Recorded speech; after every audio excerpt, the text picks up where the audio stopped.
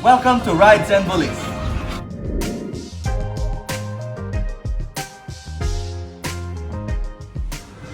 Hey guys, good morning. This video naman today goes to all pet lovers, dog lovers, especially American Bullies. Why? Nanganak yung isang dog namin si Hey Hey. She's a lethal daughter, boss blood and cross to a Remy and Phenom line. So solid ang Phenom blood nito. So for those who don't understand, Phenom is a very famous tricolor king that in the bully world. So eto, excited ako because I haven't bred Hey Hey twice na, failing. So she's an import to import breeding. Finally, she's giving me 4 puppies today.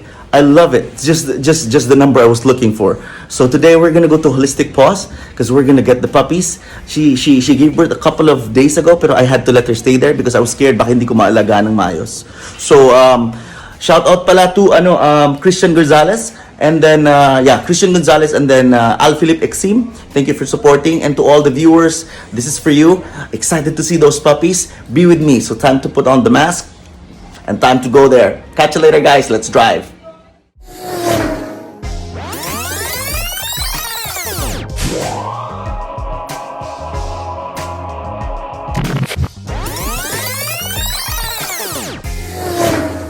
So guys, nandito na tayo. Umulan. But we're getting out. We have to wear our mask. So follow me.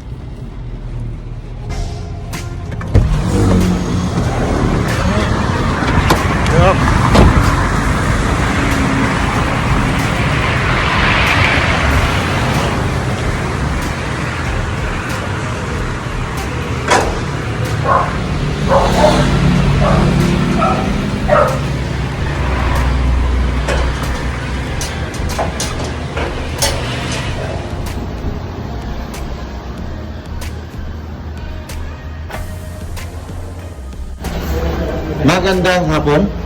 Yes, sir. Hello.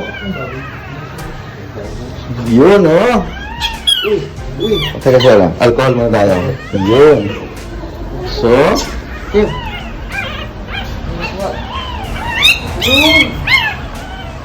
1, 2, 3, 4. 4 puppies. This is a female.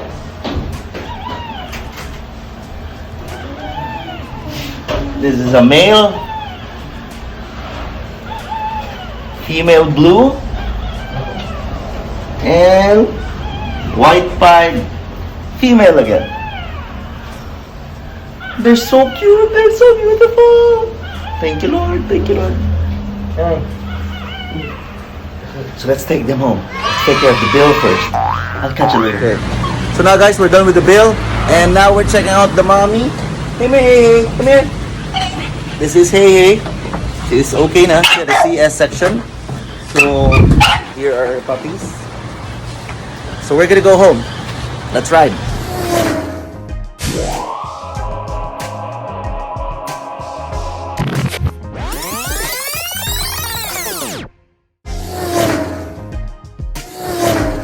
So guys, we're home. Time to bring the puppies in. Forgot to turn off the car.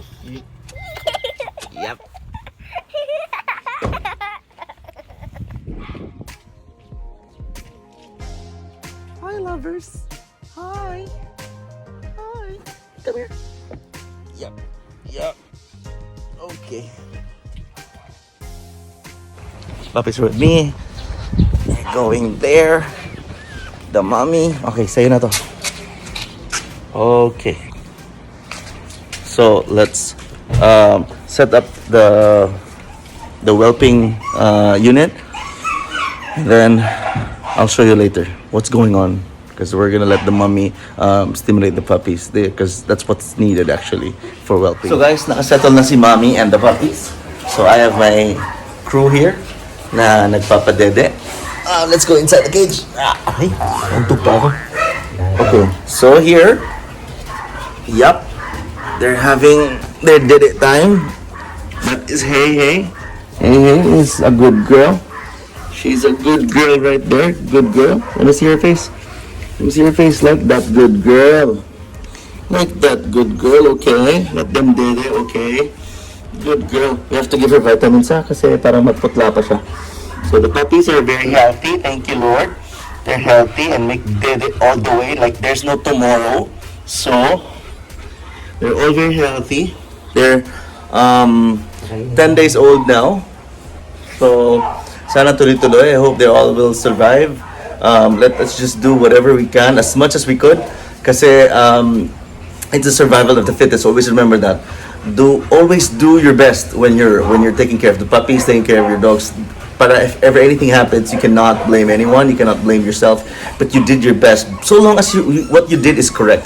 So if you have questions, just ask anybody na involved sa breeding, or you can ask me. I can help you.